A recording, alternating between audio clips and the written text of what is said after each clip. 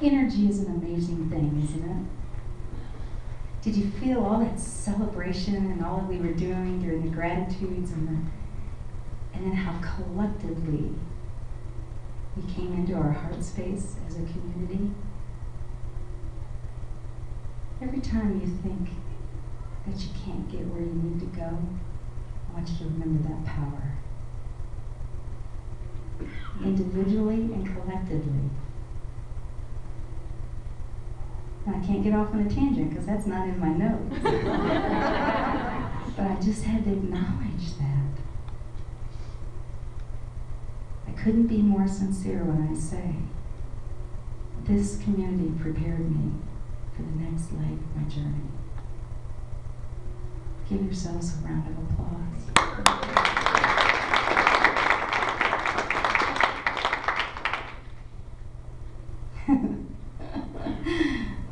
They're going to give me a microphone every Sunday.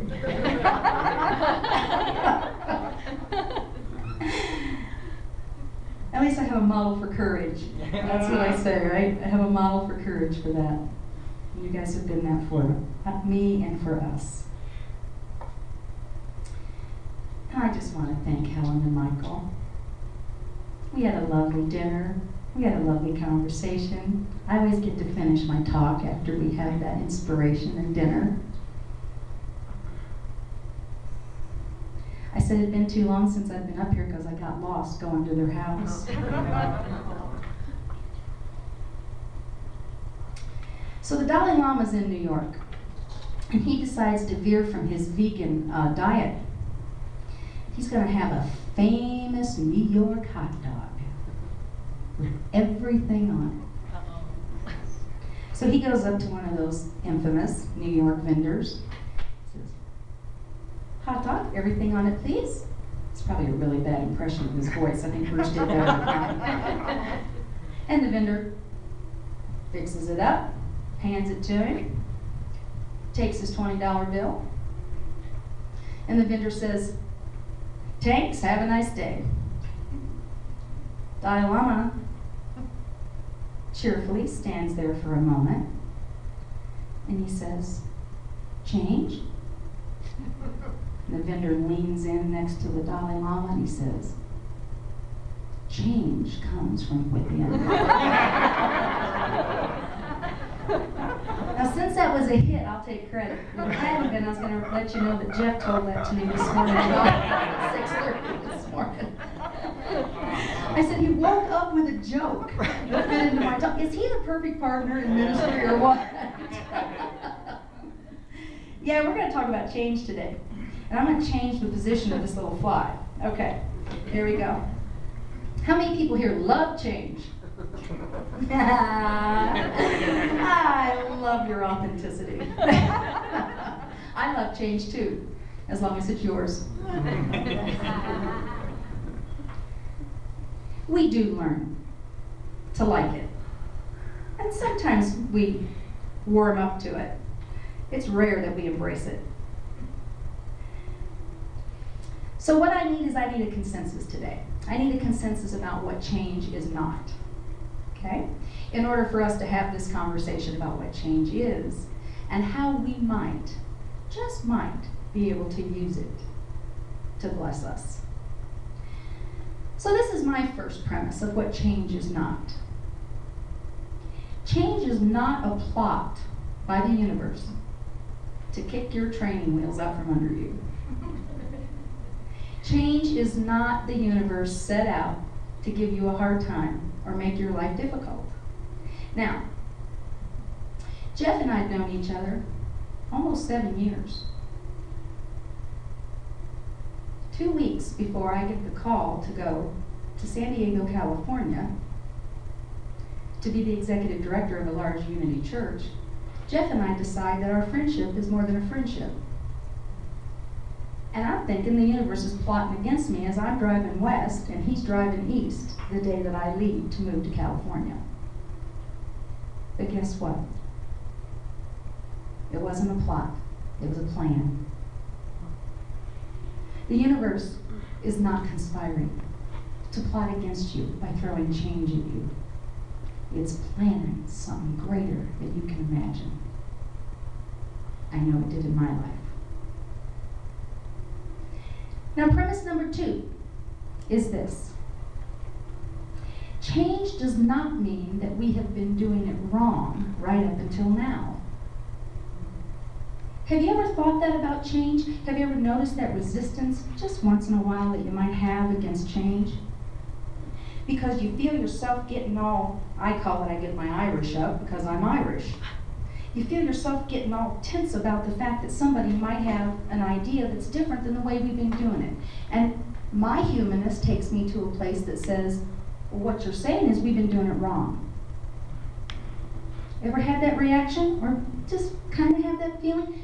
Do you think the fact that we think change is possibly applied, and the fact that we think is a statement that says we've been doing it wrong right up until now, might be a couple of good reasons that we resist it? Or you guys don't resist it? Yeah, I kind of guessed that. I know it's true in my life. I built a lot of spiritual muscles, resisted change. So what we know is that change can bless us. And I love acronyms. I've shared a few acronyms with you all before. But this acronym came several years ago, and it was for the word change. In fact, it is actually the impetus of the acronym book that I'm going to have published. How about that? Change. C-H-A-N-G-E. Constantly having a new growth experience. Yeah. Constantly having a new growth experience. I love that acronym. As I said, especially if it's your change. So this is how it goes. We're going to look at those words, constantly having a new growth experience. We're going to look for some tools and some ways that change can become a gift to us. Something that moves us forward. Something that we allow to bless us. C, constantly. What is the one constant in this world? Isn't that a great thing? Change is truly, probably the only constant in this world. And it's interesting to me, I think it's very ironic. What we want in our life, or at least me, some of you may agree, consistency, constancy, something that I can count on. That's what I want in my life. And the interesting thing is I reject and resist change, and those happen to be the very attributes of change itself. It's constant, it's consistent, I can always count on it, and we resist it. Don't you find that ironic? When I bumped into that, I said, really? Have I been doing that? No, I think everybody else must be doing that. No, I've been doing that. Constantly. Having. H. Now what I notice about the word having is this, is that it indicates that it's inevitable. That change is inevitable. Would you agree? What I noticed this morning driving out here, did you see the flowers? That changed since the last time I was here. And I did nothing to make that happen. It's inevitable. Change is inevitable. So it's not like we have to give change permission to happen. We'd like to think we give change permission to happen. But it is inevitable, and it's going to occur in our lives. There's a fabulous book entitled Biology of Belief by PhD Bruce Lipton. If any of you have ever seen the movie What the Bleep, Bruce Lipton was in that movie. Now what Bruce shares with us is, he reminds us that every day billions of cells in our body, even as full-grown adults, billions of cells wear out.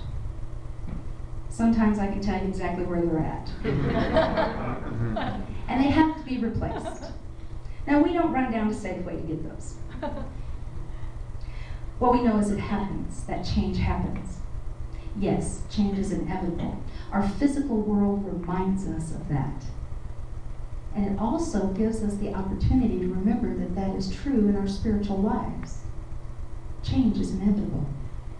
Having, constantly having. It's constant and it's inevitable. Now the next letter is A, and I love that letter when I first wrote this acronym, because that's a real easy one to fit into a word. And the truth is, I don't sit and think about these.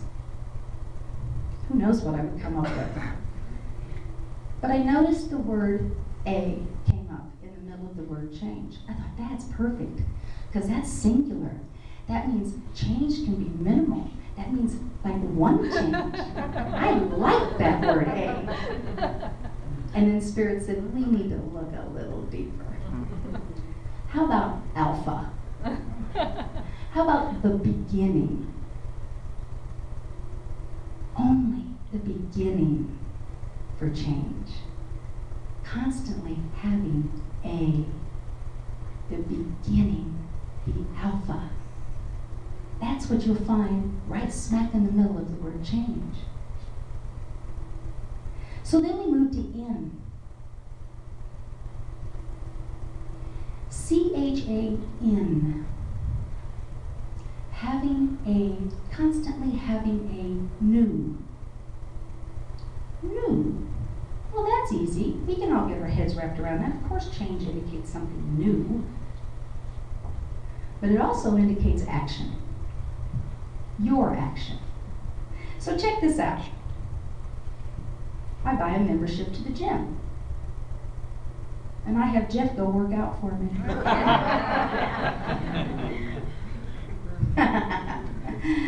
It hasn't worked yet. I still have to get up and I still have to go to the gym. New. If I want something new, I gotta put some action behind that. Constantly having a new growth experience. Now that's not exactly what I signed up for, because when I decided that I was going to acknowledge my spiritual being and that I was going to develop into this amazing spiritual, whatever it was that I thought I was going to develop into, I thought that I had done my work. Everybody else needed to do theirs and we would just line up just fine. New. You gotta put it into action. You gotta be willing to see it a new way, to practice it a new way, to understand it from a new place. Constantly having a new growth experience. Growth. Now, I love this quote, and you've all heard it 100 times, probably more. We must become the change we wish to see in the world. Mahatma Gandhi. Again, he's telling me that it's my work. I notice that he says, you. I notice that he doesn't say you need to see the change. He says we. That includes me. So if I want to move into a new growth experience, that's my work. I love another famous quote. This is what by one of my favorite, wisest people. Been with me for a long time. I've been studying this lady, Mary Poppins. You can be a butterfly, or you can just stay a larva. That's what Mary Poppins says. New growth requires us to move into action. Einstein, of course, tells us that we can't solve anything from the same plane of thinking that we developed the problem in. Growth. G. Growth brings up those fabulous visions of flowers and trees, and I envision cool weather coming from Phoenix. That's pretty automatic. growth. But the interesting thing about growth is this. Change is the element that makes growth messy. Because growth is process. Constantly having a new growth experience. So this is the deal. Before you start planting seeds, you got to spread a little fertilizer. Where I'm from, we had cows. They created our fertilizer. What I know is the life experience that I'm standing in, or the life experience that you're standing in, is fertilizer. It's going to grow you. And it might be messy, but it's part of change. So, again from the book Biology of Belief by Lipton, he talks about growth. Check this out. I love this. This is a little bit of science, so hang on. Growth is vitally important for physical survival. How about that? Through observation of cells in a study done at Stanford, it was learned that cells cannot simultaneously grow and keep themselves safe. He arrives at this: a sustained protection response inhibits the creation of life-sustaining energy. Humans restrict their growth behaviors when they shift into safe mode. Growth requires you to step out of your comfort zone. We had a couple little computer glitches this week. It's okay, we're only starting a ministry. Jeff had a virus, I had a virus on my computer. I only panicked for a short period of time. I was probably only unbearable for a short period of time. So we got that cleaned up. And Jeff was running his computer in safe mode. And what I learned was, when your computer is in safe mode, all of the programs do not operate at optimal level. Step out of safe mode. You want to work at your optimal level? You want to move into the growth that you have the potential of experiencing? You're going to have to step out of your safe mode. Not only have we talked about it from a science perspective, but it even is true about our computers. Everything tells us we've got to get out of safe mode to experience growth. That caterpillar goes into a place of dark, death-like behavior. And he could stay a larva, or he could become a caterpillar, or he could become a butterfly.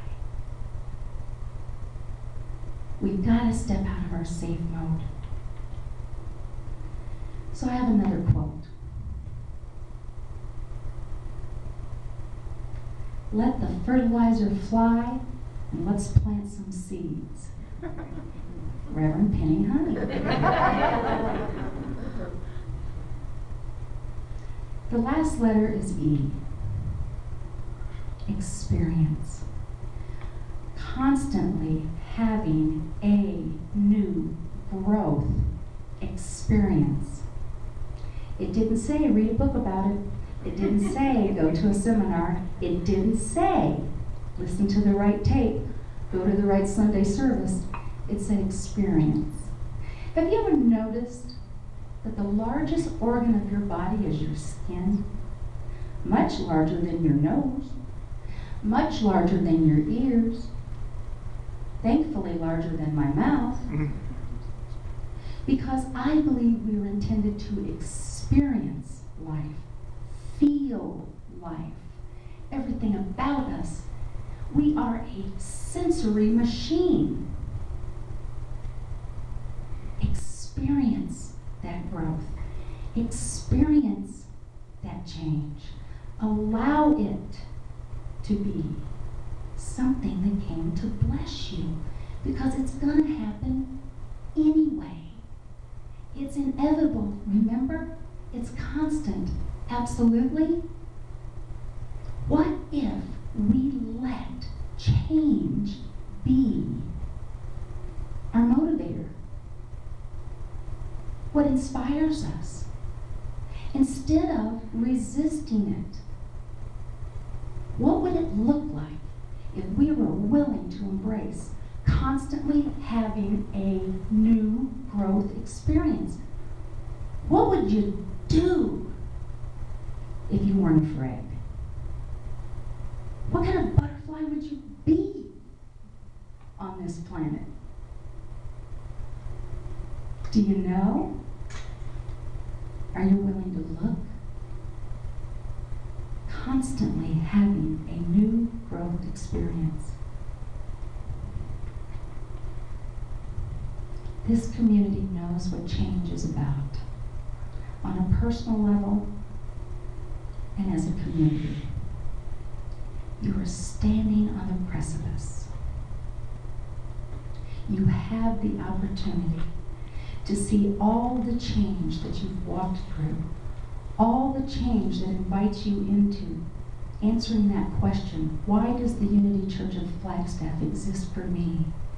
You have the opportunity to look at that and embrace all that change, to move you forward, to move you onward, and to move you inward.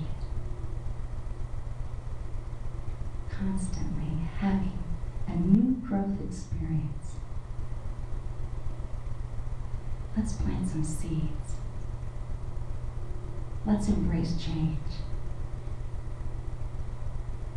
You have inspired much change in my life. Go get them. Namaste.